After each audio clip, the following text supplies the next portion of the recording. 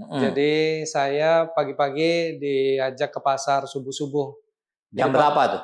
Jam 4:30 pagi. Wow. Saya mulai jualan sendiri itu SMP. Jualannya apa aja? Jualan tauge, Selain jualan tauge, mie. Ya dua itu aja. Dua itu aja. Ya. Oke. Nah, jadi waktu itu saya seperti biasa saya saya buka plastik supaya taugenya nggak kotor karena kan becek kan. Jadi pakai plastik dulu, saya keluarin taugenya, keluarin mie, barang-barangnya. Udah itu saya nunggu pelanggan.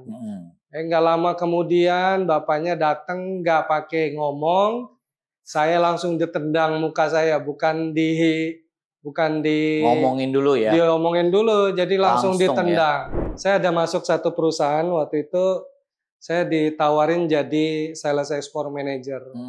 Nah, di sana saya mulai traveling. Puji Tuhan saya pernah ke Amerika, Kanada, itu udah sering. Hampir setiap tahun waktu itu. Terus kalau ke Turki juga sudah. Jadi kalau misalnya kita nggak bisa, harus belajar, jangan malu, jangan takut gitu. Jadi pokoknya berani gitu.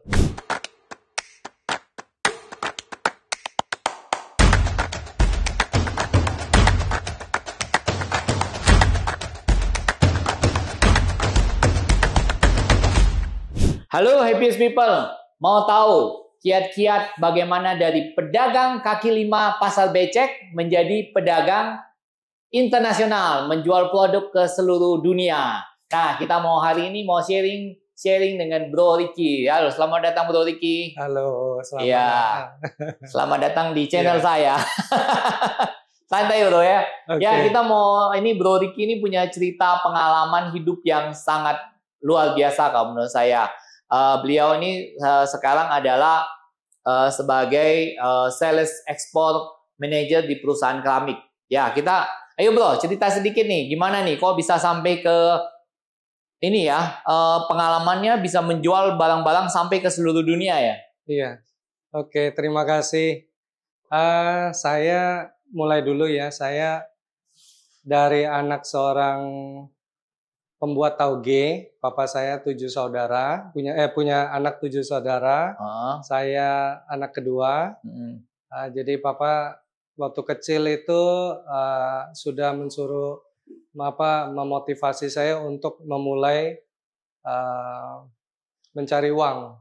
Jadi saya pagi-pagi diajak ke pasar subuh-subuh. Jam berapa tuh? Jam 4:30 pagi. Wow, jam 4:30 pagi. Jam 4:30 pagi. 4:30 pagi ya. Kita lagi tidur semua tuh. Iya. Lagi lelap-lelapnya. Kalau orang maling juga biasanya jam segitu tuh. Iya. Saya waktu SD jadi pagi-pagi itu sudah mandi, pakai baju sekolah, bawa tas presiden ke pasar, bantuin papa untuk jualan. Oke. Nah, SMP saya udah mulai jualan. Jadi saya jualan itu di pasar 16, itu kondisi pasarnya itu becek.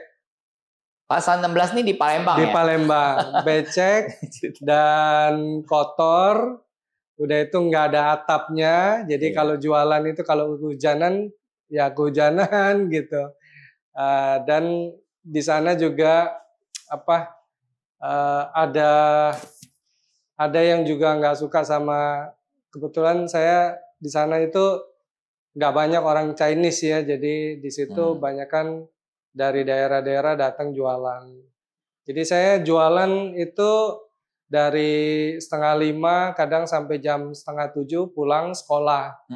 Nanti langsung pergi ke sekolah. Saya mulai jualan sendiri itu SMP. Jualannya apa aja? Jualan tauge, jualan mie. Ya dua itu aja. Dua itu aja. Oke. Jadi, dulu harganya berapa tuh Bro? Sekilo? Murah dulu. Zaman dulu kan masih belum krisis ya.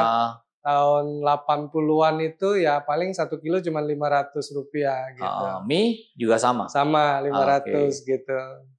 Jadi waktu itu pernah saya jualan dari kecil sampai semester 1.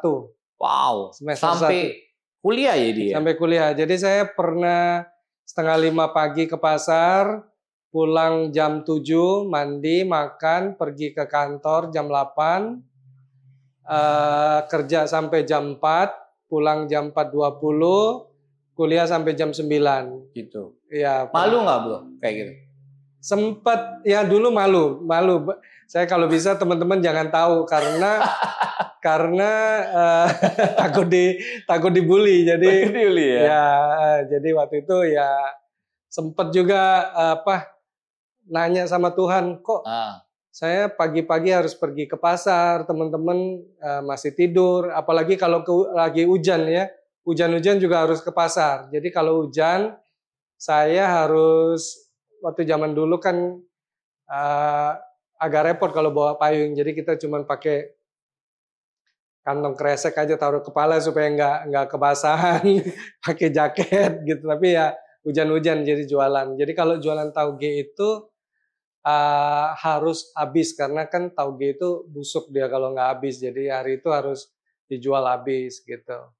Nah, Happiest People, kisah ini sangat menarik ya, bahwa apapun yang bisa kita lakukan ya, yang penting tuh jangan gengsi gitu loh. Hidup itu tidak bisa hidup dari gengsi gitu buat Happiest People. Nah, Happiest People pasti mau dengar dong cerita yang lebih menarik lagi dari Bro Ricky. Jangan lupa subscribe, jangan lupa juga kasih komen ya tentang Bro Ricky ini ya, biar kita ini channel ini bisa lebih maju lagi. Oke Bro, lanjut Bro. Saya pernah ngalamin jualan yang paling nggak bisa lupain itu waktu itu saya lagi nggak ada tempat untuk jualan. Jadi waktu itu saya ada izin sama satu bapak itu tentara. Dia ada tempat kosong, saya bilang izin minta jualan, tapi bapaknya nggak kasih. Karena dia bilang saya orang Cina, orang komunis, jadi nggak boleh jualan di sini. Padahal tahun 80-an tuh deh. Di tahun 80-an. Jadi waktu itu saya cari tempat lain. Kebetulan saya tiap kali ke pasar saya ditemenin abang becak saya, namanya Mang Pendi. Nah, Mang Pendi ya. Itu ngomong sama bapak itu mau jualan di situ. Dikira bapaknya Mang Pendi yang mau jualan. Nah, setelah itu saya bilang sama Mang Pendi, ini yang tadi ada bapak tentara yang badannya gede itu nggak boleh saya jualan di sini. Terus Pak Mang Pendi itu bilang, saya udah ngomong sama bapaknya, boleh katanya. Nah, jadi waktu itu saya seperti biasa saya saya buka plastik supaya taugenya nggak kotor karena kan becek kan. Jadi pakai plastik dulu, saya keluarin taugenya, keluarin mie, barang-barangnya. Udah itu saya nunggu pelanggan. Nggak lama kemudian bapaknya datang nggak pakai ngomong, saya langsung ditendang muka saya, bukan di ngomongin dulu ya. Diomongin dulu, jadi langsung ditendang. Ya. Jadi bapaknya itu pakai sepatu militer. Saya waktu itu kelas 2 SMP, badannya kecil, kurus ceking gitu. Jadi sekali ditendang saya langsung berguling di lantai, becek gitu. Terus dagangan saya ditendang-tendangnya juga. Nah, waktu itu saya masih polos. Saya pikir pengen menyelamatkan dagangan saya supaya nggak dihancurin. Si bapaknya malah lebih marah. Jadi dia kira mau ngelawan saya. Akhirnya dipukulin lagi gitu. Nah, kebetulan tante saya dengar dikasih tahu orang jualannya nggak jauh dari situ. Dia pegang saya. Udah biarin aja jualannya dirusak nggak apa-apa katanya. Terus si bapaknya lihat ada yang belain saya, dia cabut pistolnya, diancam tante saya, dia bilang kalau kamu mau ngelawan saya tembak gitu. Terus tante saya diem aja nggak takut dia. Akhirnya saya pulang gitu. Nah itu pengalaman saya yang paling nggak bisa dilupakan. Berkesan gitu. Ya. Sekarang gimana Bro? Setelah ya masa lalu lah itu ya Bro. Pengalaman itu adalah warna-warni dalam hidup ya. Ya itu Tuhan waktu itu memproses saya ya. Jadi sebenarnya saya nggak tahu itu rencana Tuhan. Jadi Tuhan sebenarnya pengen saya itu menjadi orang yang jangan gampang menyerah. Yang tough gitu. Jadi saya tetap jualan, kerja semester 1 saya udah kerja, malam juga kuliah. Luar biasa ya. Iya. Nah, waktu itu saya ditawarin kerja sama om saya itu bagian ekspor. Nah, jadi saya belajar sama dia tentang ekspor. Saya punya background sebenarnya nggak bisa bahasa Inggris. Tapi saya mau nggak mau harus belajar. Terus juga sempat di Palembang itu saya sempat bagian accounting 1 tahun karena kuliah saya ngambil accounting. Tapi saya merasa accounting itu kurang tantangan karena saya melihat saya lebih suka di lapangan. Jadi akhirnya saya balik lagi ke ekspor, saya pindah ke Jakarta, kerja di perusahaan lagi, perusahaan ekspor lagi. Bagian apa waktu itu? Sama, bagian ekspor lagi. Saya kerja di ekspor dari tahun 91 sampai sekarang. 91? Sampai sekarang. Wow. Udah 30 tahun lebih. 30 tahun, wah pengalamannya luar biasa ya, 30 tahun ya. Iya. Sudah itu di perusahaan, saya ada masuk satu perusahaan, waktu itu saya ditawarin jadi sales export manager. Nah, di sana saya mulai traveling. Kemana aja nih udah nih? Puji Tuhan saya pernah ke Amerika, Kanada, itu udah sering, hampir setiap tahun waktu itu.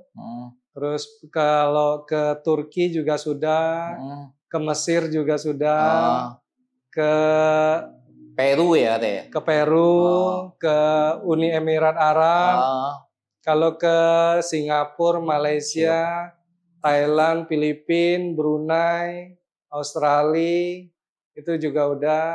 Ke Sri Lanka pernah. Wow. Ke Myanmar juga sudah, ke Kambodia juga sudah. Ya, ada juga pameran, waktu itu ikut pameran di Dubai. Apa aja nih bro produk-produk? Jadi kita lihat ya udah banyak banget ya. Mungkin ada lebih dari 15 negara udah pernah pergi. Iya. Apa aja produk-produk yang pernah dijual nih sebagai sales export manager? Iya, dulu waktu pertama kali saya ekspornya di perusahaan kayu. Kerjanya di perusahaan kayu. Jadi ekspor itu waktu itu kayu di Palembang tahun 91 sampai 95. Habis itu saya pindah ke Jakarta. Mulai kerja lagi di perusahaan kaca. Nah, itu sempat ekspor ke Australia. Jadi bos saya suruh buka market di Australia. Saya buka di Australia ke Sydney, Melbourne, Perth gitu. Tapi nggak traveling, waktu itu belum traveling. Nah, sudah itu bos saya yang traveling, saya cuma buka market dia yang traveling. Akhirnya Australia udah oke, udah banyak ekspornya, dia suruh saya buka di New Zealand. Ya saya buka New Zealand. New Zealand jalan, terus juga ada ekspor ke Amerika. Nah, setelah itu saya mulai ada tawaran masuk jadi di perusahaan plastik tadi yang seperti saya bilang itu jadi sales export manager. Nah, di sana saya mulai traveling. Sekarang kerja di keramik ya? Ya. Mulia Keramik ya? Iya. Oke. Nah, bro, selama kerja ini kan banyak banget ke luar negeri ya, kan pasti ada value-value dong yang dijaga. Bagaimana sih kita bisa jadi seorang sales export? Ya. Selama ini apa yang selalu dipegang value-value untuk kita ini bisa maintain hubungan membaik sama distributor atau klien lah ya gitu ya. Buyer kita gimana tuh Bu? Apa ya value yang selalu nomor dipegang? 1 kita harus menjaga hubungan baik ya. Menjaga sama hubungan buyer ya. itu ya relation. Kalau buyer itu biasanya kalau minta sesuatu itu saya selalu berusaha dijawab secepat mungkin. Oh, dijawab secepat Ya, mungkin. karena apa? Karena kalau kita tunda itu kan kayak di Amerika kan beda waktu. Jadi kalau kita bisa jawab segera, dia bisa tahu bisa dapat feedback cepat, dia bisa action berikutnya dia udah tahu. Nomor 2 kita harus jujur ya. Kalau ada kenaikan harga ya kita harus info. Kalau misalnya ada produknya misalnya lagi ada kendala, kita juga harus komunikasi sama buyer. Selain itu juga saya juga harus improve diri juga karena ada beberapa buyer dia lebih suka bahasa Mandarin. Jadi saya tadinya nggak bisa bahasa Mandarin, saya kursus gitu. Oh. Waktu kursus. Katanya ada ini juga ya. Apa tuh? Pernah ke Universitas of Hollywood ya? Jadi saya pernah sekali ketemu buyer dari Kanada, dia janjian sama bos, mau ketemu bos saya di Singapura. Jadi waktu itu kita udah selesai lunch, saya temenin dia balik hotel. Dia tanya sama saya, "Where did you study your English?" gitu. Saya bingung mau jawab gimana. Saya nggak pernah kuliah di luar negeri, nggak. Jadi saya bilang aja, I studied my English in University of Hollywood. Saya bingung dia di mana gitu. Akhirnya saya bilang, I study in my home, in my TV. Saya bilang. Akhirnya bayarnya ketawa gitu. Oh ya, oke, but your English good. Jadi kita itu kalau bisa nonton TV juga ada manfaat ya, belajar bahasa Inggrisnya. Jadi kalau saya biasanya nonton TV nggak lihat alur cerita aja, tapi saya juga lihat bagaimana dia cara berbicaranya, terus kehidupannya di sana. Jadi ibaratnya itu kita harus mengerti orang kita. Seperti orang yang di film gitu, jadi ada di sana cara ngomongnya gitu. Jadi itu kunci saya bisa berbahasa Inggris. Satu lagi, nomor 2, jangan takut salah. Jangan takut salah ya. Karena orang luar itu ngerti dia di Indonesia itu bahasa Inggris bukan bahasa utama. Jadi dia ngerti kalau saya ngomong salah gitu waktu itu. Ngerti dan nggak komplain dia. Setelah itu pokoknya you understand me, ya udah. Gitulah. We understand each other. Iya. Sama waktu itu saya ketemu satu buyer di Hong Kong. Itu buyernya udah tua. Dia nggak bisa bahasa Inggris. Nah, dia bisanya bahasa Mandarin. Sedangkan saya bisanya bahasa Inggris. Nah, itu tantangan kedua saya. Akhirnya saya pergi kursus Mandarin. Waktu itu saya bilang sama Lause-nya, saya bilang, saya kalau mau disuruh nginget agak susah. Saya bilang udah umur lumayan waktu itu 30-an 30-an lah saya bilang.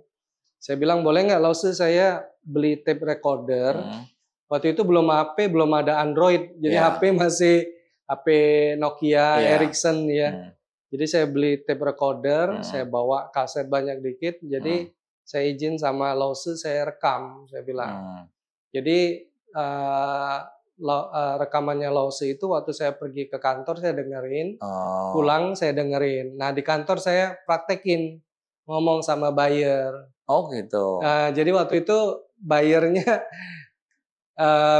ketemu yang kedua atau ketiga kali buyernya bilang, Nita Huai Cimpu Huai, dia bilang. Maksudnya Mandarin kamu cepat maju. Majunya progresnya agak cepat katanya. Oh ya, aku bilang wo cipu sih gitu. Cepat ya. Ya jadi akhirnya sedikit-sedikit bisa komunikasi pakai bahasa Mandarin. Oke. Jadi kalau merasa kita nggak bisa, harus belajar, jangan malu, jangan takut gitu. Jadi pokoknya berani gitu. Gitu ya. Jangan malu, jangan takut. Salah belakangan, salah urusan nanti. Iya. Gitu. Jadi belajar. Jadi setiap kali saya ke luar negeri, ke Malaysia, saya selalu ngomong sama buyer saya pakai bahasa Mandarin. Luar biasa banget. Iya, jadi selain saya melatih bahasa Mandarin saya juga belajar menambah kosakatanya gitu. Ya, oke. Nah, Bro, pertanyaan nih, Bro. Setelah sekian lama bekerja nih ya, 31 tahun kali udah ya? Iya. Oke. Kira-kira Bro, pengen diingat sebagai apa sih? Legasinya apa sih yang mau orang ingat? Ricky ini apa sih orangnya, pribadinya gimana sih? Pengen diingat sebagai apa? Saya pengen diingat sebagai orang yang gak gampang menyerah ya. Tidak gampang menyerah. Iya, pokoknya selalu berusaha yang terbaik, gak gampang menyerah, dan pengen memberkati banyak orang juga. Karena saya kalau ngelihat orang, maksudnya orang susah, orang miskin itu selalu berusaha membantu gitu. Gitu ya. Makanya saya ikut Rotary. Rotary. Iya, jadi kayak Lions Club ya? Iya, seperti itu. Tapi Rotary sebenarnya lebih lama juga dari. Lebih lama. Iya, saya ikut Rotary, jadi kita bisa membantu orang. Jadi menjadi berkat buat orang lain ya. Karena kalau one day kalau saya dipanggil Tuhan, ditanya, Ricky kamu saya kirim ke dunia buat apa gitu. Paling enggak saya bisa bilang sama Tuhan, Tuhan saya udah membantu orang, bisa memotivasi orang, bisa nolong orang, gitu. Oke, nih bro, dari pengalaman kerja 30 tahun itu apa bro yang mungkin paling berkesan, yang mungkin pernah mengalami hal yang kurang enak selama 30 tahun itu, apa yang bisa menjadi inspirasi nih buat para eksportir? Saya pernah sekali itu di waktu Jakarta lagi banjir, saya ditelepon sama buyer di Peru. Barang yang saya kirim itu barangnya belum dijual udah rusak. Oh gitu. Jadi buyernya minta saya datang. Saya bilang Jakarta lagi banjir. Dia bilang I don't care, you have to come. Your product I order PVC roofing, jadi atap plastik, bahannya PVC. I'm not order transformer katanya. Transformer kan bisa berubah-berubah, kan berubah bentuk. Jadi akhirnya saya bilang sama bos saya, Pak, ini kita ekspor ke Peru ada masalah nih, saya bilang. Terus gimana kata bos saya? Bayarnya suruh datang gitu. Tapi saya bilang saya harus ada decision maker gitu. Nah waktu itu bos saya suruh saya pergi sama direktur, salah satu direktur audit waktu itu. Kami pergi ke Peru. Nah jadi waktu itu pas nyampe saya tenggorokannya lagi radang, nggak bisa ngomong. Jadi saya bilang sama bos saya, mau ngomong sama customer suaranya nggak keluar. Saya bilang sama bos saya, Pak, Bapak yang ngomong aja karena suaranya nggak ada, saya bilang. Terus buyer saya bilang, bos saya bilang sama saya, Ricky, kamu kan yang biasa handle komplain, yang handle buyer. Saya nggak ngerti gimana caranya ngomong sama buyer. Terus, tapi saya bilang, suaranya nggak ada nih Pak, gimana? Nggak ada keluar, suara nggak keluar. Terus buyer saya bilang, Ricky, we don't need to talk a business now, we go for drink katanya. We drink alcohol. Wah, saya bilang, saya kan nggak minum alkohol nih. Saya bilang sama buyer, no, I don't drink alcohol. It's okay, dia bilang, we drink the vodka or Johnny Walker. The alcohol content is very high. It will kill your gym katanya. Bener, malam itu saya minum 2 loki, 3 loki udah nggak kuat, saya udah mulai pusing kan, saya pulang. Besoknya suaranya balik. Nah, sudah mulai saya meeting, akhirnya saya pergi ke beberapa kota. Memang benar itu produknya bermasalah, belum dipasang, udah jadi transformer, berubah bentuk udah. Akhirnya mau nggak mau barangnya dipulang. Tapi yang lebih berkesannya gini, buyer saya bilang, kalau ini kamu nggak settle, kamu nggak bisa pulang. Saya bilang kenapa? Paspormu ada di saya katanya. Saya waktu itu, jadi waktu itu saya check in. Jadi di hotel itu pinter dia. Saya diburu-buruin supaya paspornya ditinggal di hotel. Jadi dia bilang taruh aja di paspor di hotel, nanti sore kamu ambil lagi. Ternyata kata buyer saya bilang itu paspor saya tinggal di hotel. Ya itu hotel punya bos saya katanya. Jadi saya stay di hotel bosnya gitu. Jadi ya akhirnya saya selesai, ya? Karena kita punya niat baik niat baik. Kalau ekspor itu harus punya long term bisnis, pikirannya long term, jangan short term. Jadi harus kalau ada masalah harus dihadapin, dicari solusinya, bukan menghindar. Jadi saya cari solusinya, akhirnya barangnya harus dibawa pulang, ya kita bawa pulang. Nah waktu itu yang satu lagi yang lebih berkesan, waktu mau pulang saya mulai demam lagi, demam, meriang, tenggorokannya sakit, radang lebih parah. Akhirnya dokternya bawa, customer saya bawa ke dokter. Nah itu saya ingat sekali saya disuntik Apa saya juga nggak tahu apa karena di sana orang bule jarumnya panjang-panjang, kita Gede-gede kali. ya saya waktu itu kurus gitu. Jadi sekali disuntik sakitnya minta ampun, saya teriak satu rumah sakit dengaran semua. Sampai customer saya di lobi masuk ke dalam, ada apa? What's happened, Ricky? I don't know, they shoot me very painful, saya bilang. Saya terbaring di situ setengah jam nggak bergerak karena sakit banget. Akhirnya saya gede kali ya.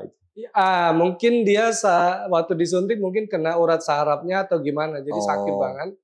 Akhirnya disuntik, saya makan obat, pulang, tetap nggak sembuh, balik di sini ke dokter lagi, baru sembuh dikasih. Oke, saya punya pertanyaan terakhir nih. Kalau buat orang-orang yang eksportir nih, yang mau main ekspor, kalau saat ini nih produk ke luar negeri apa? Ada nggak kira-kira kiat lah buat produk-produk yang mungkin dari pengalaman ini saat ini yang kayaknya Indonesia ini seksi gitu buat ke luar negeri. Apa ya produknya? Sebenarnya Indonesia ini negara tropikal ya. Nah. Terutama buah-buahannya kayak manggis. Manggis itu nggak banyak negara ada manggis, manggis durian. Ya, durian ya. Itu manggis. China itu nggak ada durian. Jadi mereka makanya suka makan musangking gitu. Nah kalau misalnya manggis itu juga diekspor ke China, itu untuk produk-produk yang dari buah-buahan ya, ikan juga. Jadi sebenarnya banyak produk Indonesia yang bisa diekspor ke luar negeri. Apalagi selain itu tadi buah-buahan? Buah-buahan, terus ikan-ikan, terus industri juga, semua industri. Industri apa? Ya misalnya contoh keramik, biji plastik atau apa. Jadi dunia ini kan banyak tuh, luas ya. Tidak semua negara itu bisa memproduksi. Nah, kita bagaimana caranya kita mencari market yang nggak ada produk yang di negara tersebut gitu. Oh gitu. Jadi misalnya Afrika kan industri nggak banyak. Nah, itu peluang besar untuk ekspor produk-produk kita.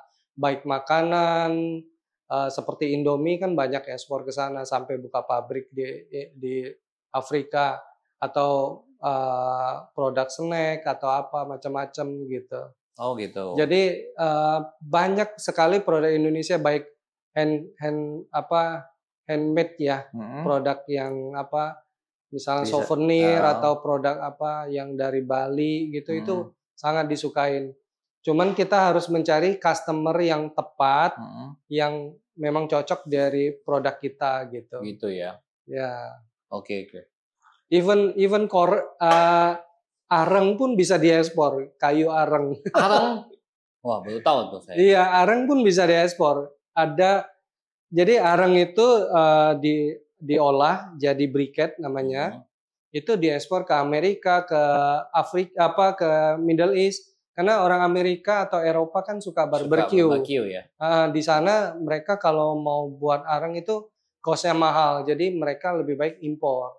Jadi culture mereka itu kalau lagi summer mereka suka barbecue, atau ke Middle East mereka suka sisa. Nah, jadi dia pakai itu. Selain itu juga produk-produk kayak bumbu-bumbu, karena negara kita kan negara tropikal. Di negara Eropa itu nggak bisa gitu. Tuh, happiest people. Bumbu ya, menarik tuh. Snack, bumbu. Buah-buahan, ikan ya. Buat para eksportir yang mungkin lagi cari ide untuk luar negeri, silakan tips-tipsnya dari Bro Ricky yang sangat berharga, yang udah pengalaman 30 tahunan di ekspor barang-barang. Boleh dipakai itu tipsnya. Kalau saran saya, kalau belum pernah ekspor, sebaiknya minta di coaching, karena kadang kita maunya kan mencari profit. Tapi kalau misalnya kita nggak tahu triknya, malah kita loss gitu. Bisa jadi. Buka coaching? Ya nanti boleh juga.